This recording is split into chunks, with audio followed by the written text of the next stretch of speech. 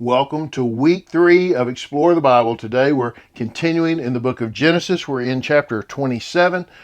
You are really going to want to read the whole chapter 27. It's really important, especially the lead up, so you can kind of lay out where we are, because we're starting way out in the middle of this story. Before we do that, be sure and subscribe. If you haven't already, hit the little subscribe button, hit it again, and it'll give you the notification. You hit the little bell. Be sure and like. Appreciate it if you hit the thumbs up, not the thumbs down, thumbs up. And if you want to comment, if you've got a question, put that in. Let us know where you're watching from. Do that, and then share it with somebody else. If you want to support what we're doing, go to give.exposedtochrist.com, and you can support the work that we've got in teaching as well as the mission work. Okay, we're going to look at this. All right. Isaac is old. Okay. Isaac has told his son Esau, I need you to go and go out and get an animal, kill it. We're going to have a meal. I'm going to give you my blessing. I'm about to die. Excuse me. Rebecca, mom, hears it. She loves Jacob more than Esau.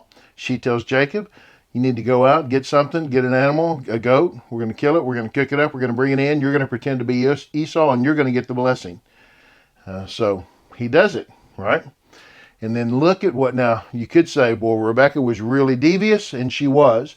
But Jacob just caught up. He's just being obedient to his mom. No, Jacob was devious too. He was the deceiver for sure in this.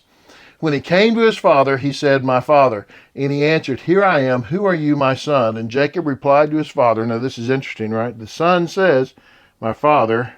And he says, who are you? Which one are you? He couldn't see well, right? Jacob replied to his father. Jacob replied, I am Esau, your firstborn. I have done as you told me. Please sit up and eat some of my game so that you may bless me. But Isaac said to his son, well, how did you ever find it so quickly? Well, they just got a goat. That's what happened. Because the Lord your God made it happen for me. Oh my gosh. We could just look in this and count the number of lies. There's one. He's not Esau. There's two. He's not the firstborn. There's three. He wasn't told to do that. There's four. It wasn't wild game, right? Here's five. Right there. 5 lies right there. He's just lying his pants off because he's trying to take what is not his rightfully. Then Isaac said to Jacob, please come closer so I can touch you, my son. Are you really my son Esau or not?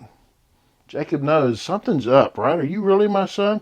So Jacob came closer to his father Isaac, and when he touched him, he said, the voice is the voice of Jacob, but the hands are the hands of Esau, because he had actually put animal skins on it to make it, because Esau was a hairy guy. Well, he is deceiving, right? We see this, actively deceiving. He didn't recognize him because his hands were hairy like those of his brother Esau, so he blessed him. Again, he asked, are you really my son Esau? And he replied, I am. There's another lie. You could say this hands deal, that was 6, and here's 7. Right? Then he said, bring it closer to me and let me eat some of my son's game so that I can bless you. And Jacob brought it closer to him and he ate. He brought him wine and he drank. Then his father Isaac said to him, please come closer and kiss me, my son. So he came closer and he kissed him. And when Isaac smelled his clothes, he blessed him. He smelled his clothes. There's, I don't know, what are we on now? We're on 7. So this is 8. At least the 8th lie, right? He doesn't think, but doesn't trust his senses because he's older and he can't see well. Well, it must be Isaac. I mean, who would lie about this, right? Here's the deal, okay? Jacob is not at this point the man that he will be later on. We'll see that as we go through the book of Genesis. We'll see that. He's going to gain the blessing. He will become the one through whom the promise is fulfilled. But it is not because of the character he has today. It is not. He changes. The Lord is working with him and through him all this time, right? He said, oh, the smell of my son, like the smell of a field that the Lord has blessed. He smelled like the outdoors. Jacob was an indoor boy. Esau was an outdoor boy. He smelled like the outdoors. And he smelled these clothes that he was wearing. Yeah, that's Esau. So he says, may God give to you from the dew of the sky, from the riches of the land, an abundance of grain and new wine. May people serve you and nations bow in homage to you. Be master over your relatives. May your mother's sons bow in homage to you. Those who curse you will be cursed, and those who bless you will be blessed. And as soon as Isaac had finished blessing Jacob, and Jacob had left the presence of his father Isaac, his brother Esau arrived from his hunting. Excuse me. He gives the blessing to Jacob, and Jacob gets out of town quick. And as soon as he does, here comes Esau coming for his blessing, which has already been given to his brother Jacob. Oh, it's terrible. The rivalry between the brothers was terrible, and it just got worse because Jacob was always undermining and Rebekah was helping him. It was not good. But I do want us to look at the blessing that Jacob gives, which is the passing down of a blessing from his own father Abraham he is giving, right? May God give to you from the dew, from the riches of the land, an abundance of grain and new wine. May people serve you, nations bow in homage to you.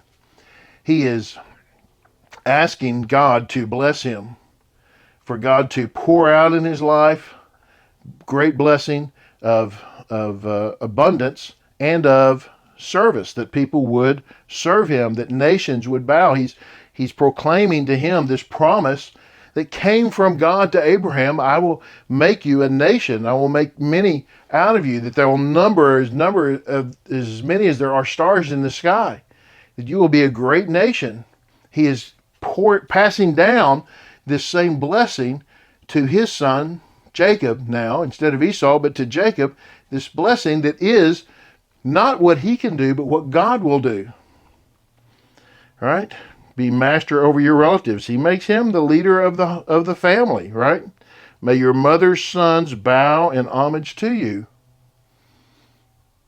Esau will have to bow to Jacob, right? Those who curse you will be cursed, and those who bless you will be blessed. He is passing on. And Jacob is not deserving of this, right? Jacob is stealing this, literally stealing the blessing. He's doing it on purpose. It's not accidentally. He is deceiving his own father, tricking his father out of what should be going to his brother Esau. And yet, that blessing is given to him. And look, it's wrong what he does. It's crooked what he does. There's no way we can make an excuse for it, but we can acknowledge that we also are blessed and not deserving. That we also have been greatly blessed and have not done things to deserve those blessings.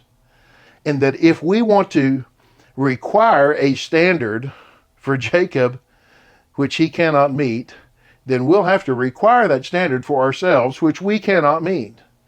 And so there has to be this mark of humility for us as well as we look at this story to recognize, yeah, he didn't deserve that blessing, but I don't deserve blessing either. I don't deserve any of the things that I've received. And yet God has poured out his Spirit and has given so many things and has blessed me in so many ways. And I have not done anything to deserve that. And I would say that there were many things that I was blessed with when I was younger that I certainly didn't deserve, and that maybe I grew into them, but I don't deserve them now. And Jacob is not the same guy who he becomes. He becomes a man who lives a life that ultimately honors the Lord in a lot of ways, not in every way, but in a lot of ways. He's an honorable man. After all, the Jews will call back to, we're the people of Abraham, Isaac, and Jacob. They don't say the people of Abraham, Isaac, and Esau. It's Abraham, Isaac, and Jacob.